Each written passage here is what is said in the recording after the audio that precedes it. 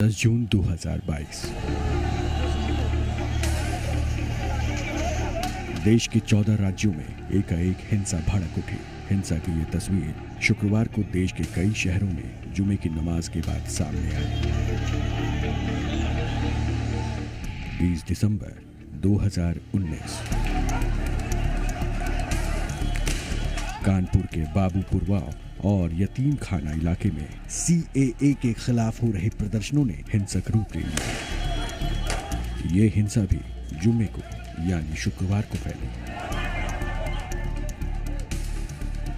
25 जुलाई 2008 शुक्रवार के दिन एक बार फिर देश दहल गया। इस बार निशाना बना बेंगलुरु, जहां एक के बाद एक हुए 9 धमाकों में 3 लोगों की जान चली गई। 2 जनवरी 2004 जम्मू रेलवे स्टेशन पर शुक्रवार के दिन हुए आत्मघाती हमले में सेना के लेफ्टिनेंट त्रिवेणी सिंह समेत सुरक्षा बल के 4 जवान शहीद हो गए। 22 दिसंबर 2000 वो शुक्रवार का ही दिन था जब दिल्ली के लाल किले पर आतंकी हमला हुआ। पिछले कुछ सालों में ऐसा कई बार हो चुका है जब हिंसा की बड़ी वारदात या किसी आतंकी घटना को शुक्रवार के दिन अंजाम दिया गया। इससे एक विशेष समुदाय के खिलाफ बेवजह का माहौल बना। देश के दुश्मन शायद चाहते भी यही थे, लेकिन इसकी शुरुआत हुई थी आज से 30 साल पहले, जब शुक्रवार के दिन एक के बाद एक हुए सीरियल धमाकों से देश दहल गया। वो दिन था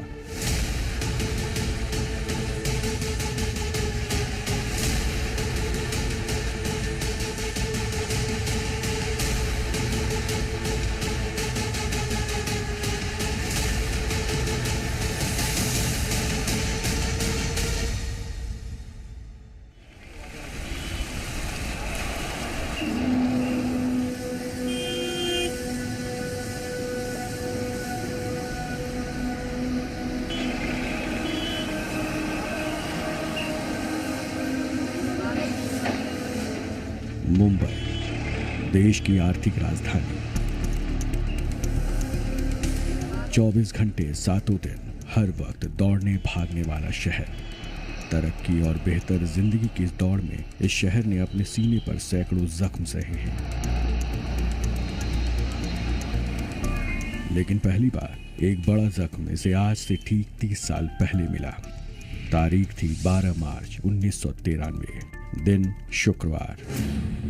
दोपहर के वक्त मुंबई में पहला धमाका हुआ। अभी लोग कुछ समझ पाते कि शहर के अलग अलग हिस्से में एक के बाद एक कई धमाके होने लगे। ये धमाके अगले 2 घंटे तक करीब 3:40 तक होते रहे। इन धमाकों में मायानगरी मुंबई दहल गई। धमाके वाली कई जगहों में आग लग गई, चीख पुकार मच गई। मुंबई पुलिस के लिए भी इस तरह के सीरियल ब्लास्ट नई बात थी। उसे भी समझ नहीं आ रहा था कि शहर में अचानक ये क्या होने लगा। अपने ऑफिस में 2-4 लोगों के साथ कोई प्लान बना रहा था, तो उसी टाइम मुझे एक मैसेज आया कि ये जो स्टॉक एक्सचेंज मार्केट है उसके बाजू में कोई बम फटा है। कुछ ये नहीं पता कि सिलेंडर फटा है या बम फटा है। चाय पीने ही जा रहा था मीटिंग के टाइम की, एक और मैसेज आ गया कि साहब एक और बम फटा है एयर इंडिया के इधर। और विद 2 मिनट में मैसेज आ गया कि सेंचुरी बाजार के पास भी बहुत बड़ा धमाका हुआ। फिर तो मैसेज ही आने शुरू हो गए। सिर्फ 2 ही घंटे में मुंबई की तस्वीर बदल गई। चारों तरफ हाहाकार और भगदड़ मच गई थी। घायलों और शवों के बीच लोग अपनों को तलाश रहे थे। आतंक के उस पहले शुक्रवार के दिन मुंबई और भारत पर पहली बार एक बड़ा ऑर्गेनाइज्ड और योजनाबद्ध हमला हुआ था।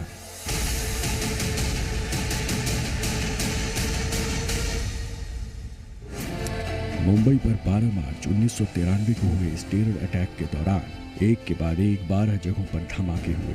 इन धमाकों में 257 लोगों की मौत हुई और 713 लोग घायल हो गए। इस धमाके में करीब 27 करोड़ रुपए की संपत्ति का भी नुकसान हुआ। दरअसल ये हमला भारत या मुंबई पर नहीं था, ये हमला देश की तरक्की की रफ्तार पर भी था। मुंबई देश का इकोनॉमिक और फाइनेंशियल सेंटर भी था, इसलिए इस हमले के बहुत ही गहरे नतीजे सामने आए।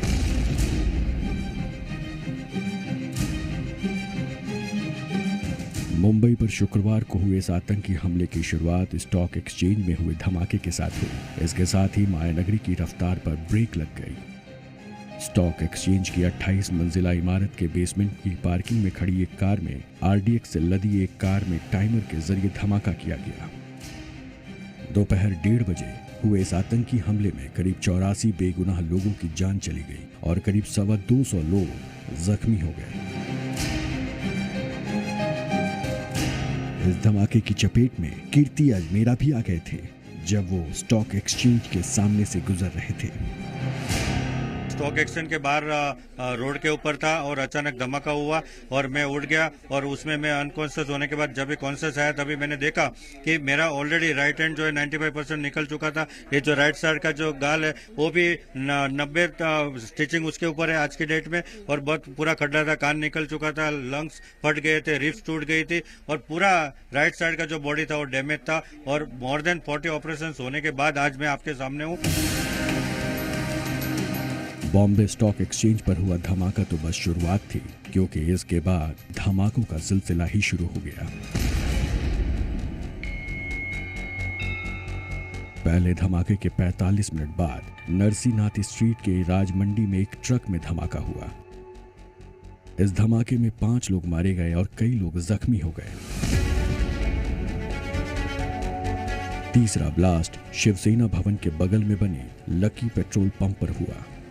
यहां पर हुआ धमाका शिवसेना को निशाना बनाने की कोशिश थी। ये एक तरह के बदले की कार्रवाई थी, क्योंकि इससे पहले हुए मुंबई दंगों में शिवसेना पर गंभीर आरोप लगे थे। इस ब्लास्ट में 4 लोगों की मौत हुई थी और 50 से ज्यादा लोग गंभीर रूप से घायल हो गए थे। उस तरह के गुनहगार तत्व के लोग थे, उन्होंने उस फीलिंग को, जो कम्युनल फीलिंग थी, उसको यूज़ किया और इसमें खासे गुनहगार जो थे उन्होंने अपना मौके का फ़ायदा लिया। कुछ दूसरे देश जो थे, जो अपने देश की तरक्की नहीं चाहते थे, उन्होंने उस मौके का फ़ायदा लिया। अब तक ये साफ हो चुका था कि मुंबई बड़े आतंकी हमले की चपेट में है, लेकिन तीसरे धमाके को अभी हुए 3 मिनट ही बीते थे कि चौथा धमाका हो गया। इस बार नरीमन पॉइंट के पास एयर इंडिया की बिल्डिंग को निशाना बनाया गया। एयर इंडिया बिल्डिंग के सामने खड़ी विस्फोटकों से भरी गाड़ी में धमाका होने के बाद बिल्डिंग का ग्राउंड फ्लोर पूरी तरह से तबाह हो गया। इस धमाके में 20 लोग मारे गए और 80 से ज्यादा लोग घायल हो गए।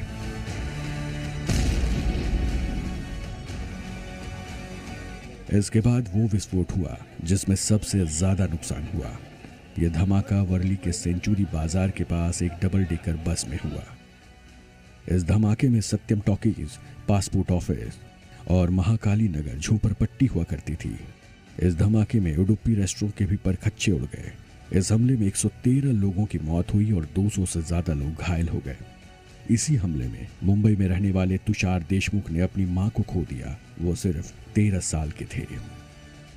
1993 के टाइम मैं सिर्फ 13 साल का था और जब भी मेरी माँ गुजर गई, वो भी सेंचुरी बाजार के बॉम्ब स्फोट में, तभी 13 मार्च को सुबह 9:30 बजे जब भी एम्बुलेंस घर पे आई तो मुझे ऐसा लगा था कि मैं माँ को देखूंगा। तो जब भी ऐसा लगता है एक छोटे लड़के को कि अपनी माँ तो गुजर गई है, मगर हर एक पल हमें उसका चेहरा अपने दिमाग में कैप्चर करना था, मगर बहुत ही उल्टा हुआ था कि हमें सिर्फ और सिर्फ शरीर के टुकड़े देखने मिले थे। और ये आज तक मैं ना कभी भूला हूँ और ना कभी भूलूंगा। लेकिन धमाकों का सिलसिला थमा नहीं था। छठा धमाका माहिम की फिशरमैन कॉलोनी में हुआ।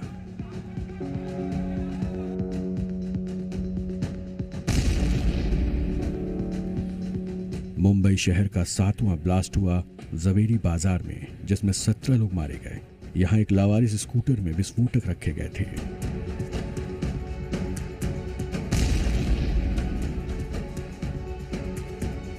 होटल की 18वीं मंजिल में हुए इस ब्लास्ट में खुशकिस्मती से किसी की मौत नहीं हुई।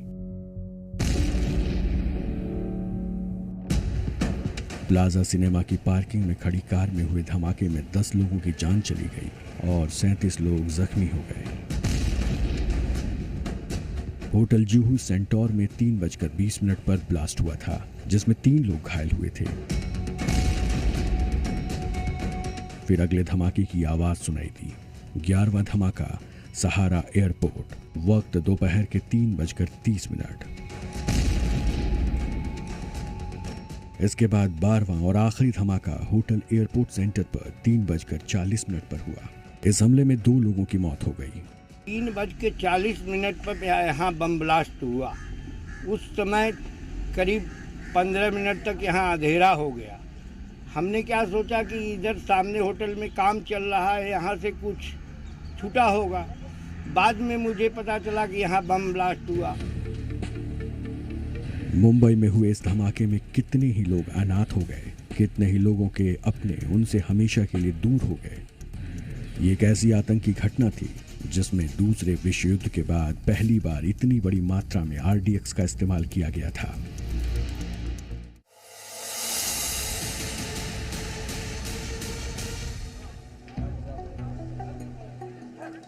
(1993) का मुंबई सीरियल ब्लास्ट बहुत ही गहरी साजिश और तालमेल के साथ अंजाम दिया गया था। इसका पर्दाफाश करना आसान नहीं था। धमाकों की जांच के लिए DCP ट्रैफिक राकेश मारिया, अरूप पटनायक और तत्कालीन कमिश्नर AS सामरा की अगुवाई में 3 हाई लेवल टीमें बनाई गई। पहली कामयाबी 2 दिन बाद 14 मार्च को मिली। दोपहर के वक्त एक बिना नंबर प्लेट वाला लवारिस स्कूटर मिला। उसकी डिक्की में 15 किलो RDX मिला। साफ था कि किसी वजह से 12 मार्च को उसमें ब्लास्ट नहीं हुआ। वर्ली में ग्लैक्सो कंपनी का जो फैक्ट्री जो है उसके बाहर उनको एक मारुति वैन मिला, ओमनी वैन मिला। तो वो लोग ने वहाँ पे चेक किया उसको, तो उसमें बहुत सारे AK-47 वगैरह थे। तो उसका गाड़ी का नंबर RTO से चेक किया। वो कार साजिशकर्ताओं के ग्रुप की थी जो BMC के दफ्तर पर हमला करने के लिए जा रहा था। सेंचुरी बाजार से गुजरते हुए वो कार भी धमाके की चपेट में आ गई थी। धमाके से कार की विंडस्क्रीन उड़ गई, जिससे घबराकर उसमें बैठे सभी लोग उसे वहीं छोड़कर भाग खड़े हुए। तब कार के मालिकों का पता लगाया गया तो उसे रुबीना मेमन के नाम से रजिस्टर्ड पाया गया। रुबीना मेमन के रजिस्टर्ड पते की तलाश करती मुंबई पुलिस अब माहिम की अल हुसैनी बिल्डिंग के पास उस फ्लैट तक जा पहुंची। फ्लैट बंद था, लेकिन पुलिस को पता चल चुका था वहां तस्करी के धंधे से जुड़ा टाइगर मेमन का परिवार रहता है, जो ब्लास्ट के दिन ही दुबई भाग गया था। स्कूटर का चाबी भी ये मेमन परिवार के घर में से, माहिम में से मिला।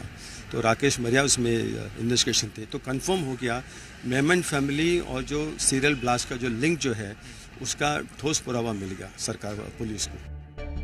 छानबीन के दौरान पुलिस के हाथ 27 कार्टन भी लगे जिन पर दाग लगे हुए थे। इन पर साफ साफ लिखा हुआ था पैट्रिक पैकेजेस लिमिटेड, लाहौर, और बनाने वाले का नाम था वाह नोबेल प्राइवेट लिमिटेड। वाह कैंटोनमेंट पाकिस्तान में है। कार्टन की जांच करवाई गई तो उसमें RDX रखे होने के सबूत मिले। इसके बाद पुलिस ने मेमन परिवार से जुड़े लोगों की धरपकड़ शुरू कर दी। पकड़े गए लोगों की निशानदेही पर पुलिस के हाथ RDX, विस्फोटक और हथियारों का जखीरा भी लगा। इसके बाद पुलिस ने एक मुखबिर की सूचना पर इब्राहिम चौहान नाम के एक बिल्डर को पकड़ा। उससे हुई पूछताछ में साजिश की परतें खुलती चली गईं। इब्राहिम ने बताया कि इस सीरियल ब्लास्ट को टाइगर मेमन ने अंजाम दिया। पूरी साजिश के पीछे अंडरवर्ल्ड डॉन दाऊद इब्राहिम और उसका भाई अनीस इब्राहिम था। इब्राहिम ने पूछताछ में यह भी बताया कि अनीस के कहने पर उसके गुर्गे अबू सलीम ने संजय दत्त के घर AK-56 राइफल पहुंचाई थी। संजय दत्त तब विदेश में शूटिंग कर रहे थे। 19 अप्रैल को जब वो भारत लौटे तो उन्हें एयरपोर्ट से ही गिरफ्तार कर लिया गया। जब ये पेपरों में आना शुरू हुआ, मैंने खुद अपने बेटे को फोन किया, वो मॉरिशस में शूटिंग कर रहा था, कि तुम फौरन आ जाओ। मैंने खुद हमारे चीफ मिनिस्टर साहब को फ़ोन किया, मैंने कमिश्नर साहब को फ़ोन किया कि फ़लाँ फ्लाइट से मेरा बेटा आ रहा है और आप उसको एयरपोर्ट से ही सीधा ले जाइए क्वेश्चनिंग के लिए। संजय दत्त की गिरफ्तारी के बाद कस्टम्स के अफसर और कई पुलिस वालों को भी गिरफ्तार किया गया। फिर बम रखने वाले कई लोग भी गिरफ्तार किए गए। पूछताछ में पता चला कि 12 मार्च 1993 यूपी के अयोध्या में हुए 6 दिसंबर 1992 की घटना का बदला था। 6 दिसंबर के बाद देश में कई जगह दंगे हुए थे। उन दंगों में टाइगर मेमन का मुंबई का दफ्तर जला दिया गया था।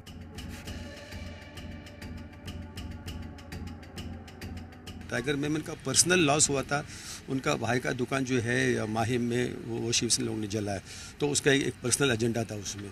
तो टाइगर मेमन, दाऊद इब्राहिम और दूसरे भी जो उनके लोग हैं ISA के साथ में मिलके एक बहुत बड़ा एक प्लान रचाया उन लोग ने कि बॉम्बे में बॉम्ब ब्लास्ट करने का।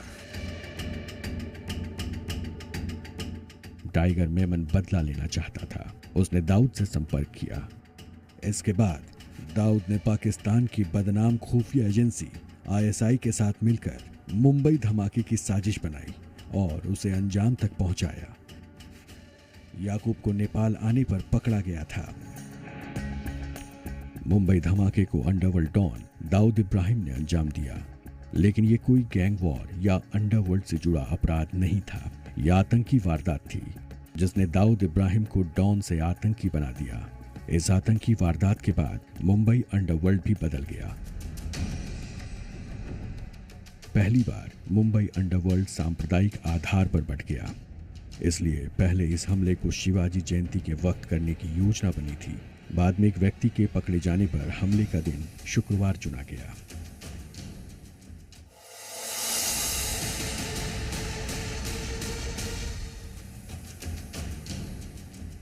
देश को दहला देने वाले 93 के मुंबई बम धमाके में 4 नवंबर 1993 को 189 आरोपियों के खिलाफ 10,000 पन्ने की चार्जशीट दायर की गई। मुंबई की टाडा अदालत ने लंबी सुनवाई के बाद सितंबर 2006 में इस मामले में फैसला देना शुरू किया। धमाका करने के आरोप में दोषी पाए गए 12 लोगों को निचली अदालत ने मौत की सजा सुनाई थी। 68 लोगों को उम्र कैद से कम की सजा सुनाई गई, जबकि 23 लोगों को निर्दोष माना गया। सुप्रीम कोर्ट ने याकूब मेमन को छोड़कर बाकी सभी लोगों की फांसी को उम्र कैद में बदल दिया। 1994 में याकूब को काठमांडू एयरपोर्ट पर पकड़ा गया था। 2015 में उसे फांसी दे दी गई। जजमेंट जो है बहुत ही अच्छा जजमेंट हुआ और याकूब मेमन जैसा जो आदमी जो है उसको फांसी का तख्ते पे उसको लटकाया। ये बहुत बड़ा विक्ट्री है मुंबई पुलिस के लिए। नवंबर 2006 में फिल्म अभिनेता संजय दत्त को पिस्तौल और AK-56 राइफल रखने का दोषी पाया गया था। संजय दत्त को 6 साल की कैद की सजा सुनाई गई थी। 2013 में सुप्रीम कोर्ट ने उसकी सजा तो बरकरार रखी, लेकिन सजा को 1 साल घटाकर 5 साल का कर दिया। सजा काटने के बाद संजय दत्त को फरवरी 2016 में पुणे की यरवदा जेल से रिहा कर दिया गया। 1993 के मुंबई बम धमाके के 30 साल पूरे हो चुके हैं। इस हमले का शिकार हुए बहुत से पीड़ितों की जिंदगी आज भी पटरी पर नहीं लौट सकी है। दूसरी तरफ बम धमाके के मास्टरमाइंड टाइगर मेमन और दाऊद इब्राहिम आज भी फरार हैं।